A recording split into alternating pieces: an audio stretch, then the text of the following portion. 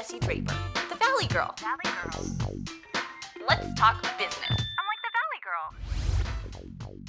Pickie is a personalized, shoppable iPad magazine that features the brands that you and your friends love. Sonia Nagar is the co-founder and CEO of Pickie, which is based in New York.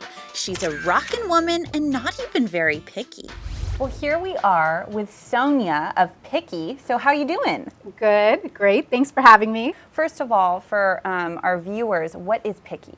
So Pickie is kind of like your personal shopping assistant. We learn your favorite brands and the things that you're interested in, and then build a catalog for you that we deliver to your iPad every day that has picks that are personalized to the kinds of things that you're into.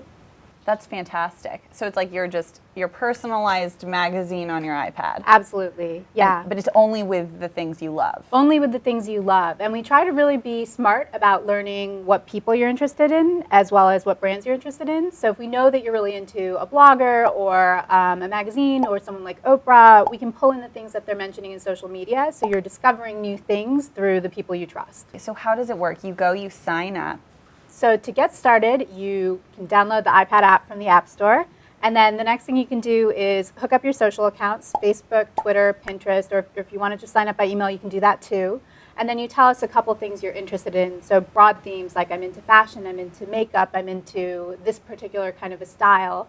And then we'll recommend some sources for you to follow, or you can add your own sources in Pickie. You've created this kind of algorithm for, making a catalog full of your interests. When you create an algorithm like that, is it all mechanical or is it all a machine or is there some humanity in there? Yeah, so we believe in a combination of human curation that's enabled by machine technology. So we use social signals and social media data from Facebook and Pinterest and Twitter to identify what the most trending items are. So we try to be a little bit smart about helping pick the products and do the merchandising in the app.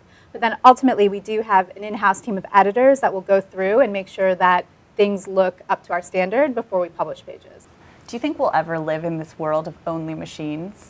The more and more you have people that are putting signals out into the world, like I think about Pinterest as being a really rich source of information where you have a ton of people that are doing something that they love and they're creating this data essentially on the things that are interesting. And so potentially at some point there might be an opportunity to do fully automated merchandising. We're not there yet, but at some point in the future it definitely we track all the conversion data on like what people actually buy, and we find that in a lot of cases the machine beats our human touch curation.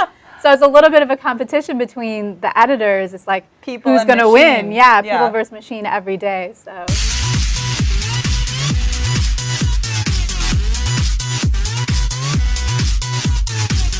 you're in e-commerce, you're in this great e-commerce industry, which really excites me.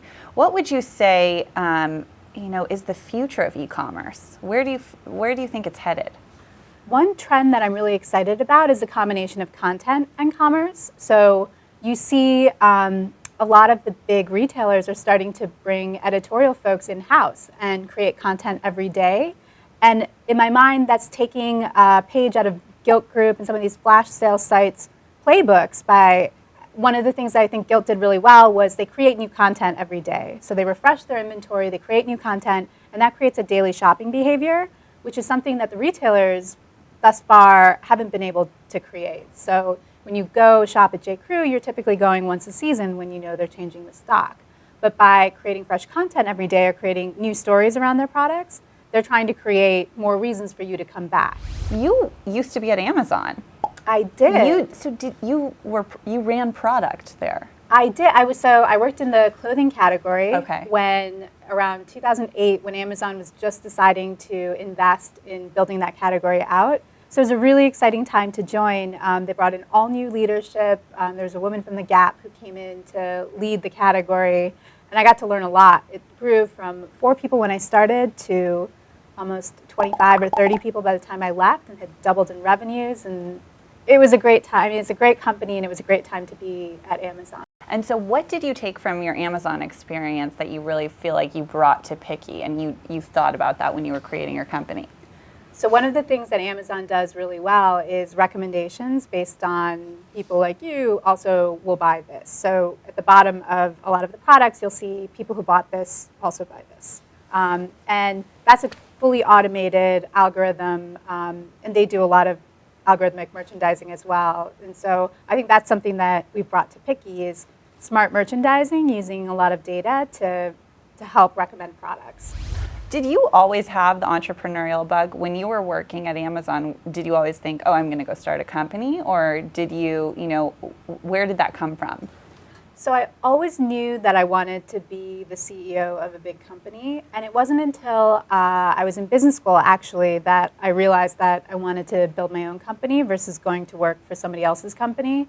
And it happened, I did an investment banking internship at Goldman Sachs. And I had the opportunity to work on the IPO team for a company called Bill Me Later. And it was in the process of talking to those founders. And I consistently throughout my summer in banking felt like I did not want to do investment banking. And it wasn't until I was hanging out with these founders and helping them with a really interesting part of their company's history that I realized that I wanted to be on their side of the table. It's really, I hate to say it, but it is rare to be a female engineer, and I really would like that to change. How would you encourage more women, in high school to get into the science and technology fields? Yeah, I think it starts almost earlier than that. So I think back on, I come from a family of engineers, like 11, and everybody in my family is an engineer. Oh my gosh. Yeah, we're really a nerdy dinner table. I love it. Yeah. It's cool though. It's so cool. I wish I could, I wish I was an engineer. I really do. My dad was one of the big role models in my life. He was an engineer, and he expected nothing but the best from me academically. So I was really good at math and science, and there really was never a question of whether I would do engineering or not. But I think if you have that kind of a support system and having good role models early on to say, I can see what an engineer looks like and I want to be an engineer, that helped make my decision of what I wanted to be when I grew up. So you're like, I can see you asking yourself, am I a grown-up? I don't know if I'm a grown-up yet. I'm not sure. Yeah, I don't know if I'm a grown-up yet either. I think we are. We're grown-up. Yeah, I right? I guess so. We can decide here and now on the Valley Girls show that we're grown-ups. True. I agree. It's about time.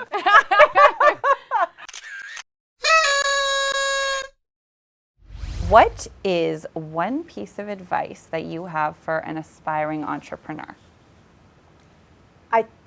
I wish I had started my company earlier. So growing up in the Midwest, I took a windy path. I felt like I needed to have a ton of experience before I started a company. So I worked as an engineer for a few years, and then I went to business school, and then I went to work for Amazon. And then it wasn't until I started consulting, and all of a sudden I kept getting pulled into these conversations with executives of big companies and partners at the firm to be the e-commerce expert, that all of a sudden I realized I had all this, insight and information and ideas that other people didn't have. And that was what was the tipping point for me to go out on my own and feel like I could start my own company. In hindsight, realizing now how much you learn by just being an entrepreneur, I would have done it 5 years sooner. So what are you picky about? I love all the plays on the words picky. I'm picky about my clothing, definitely. I spend a lot of time in front of my closet deciding what I want to wear every day. So, and it's also evidenced in my apartment. Well, you look fabulous. Everywhere in my apartment. Because I try things on and then I put them to the side if they're not quite funny? right. I don't know what it is. I feel like all girls do that. It's like you try on all these outfits, but you couldn't put it back in the closet because what if it is what you decide to wear? So you have to leave it on the floor or the bed. Exactly. Right? It's hard being a girl. Yeah. I'm like the Valley Girl. And I'm like Sonia from Pickie.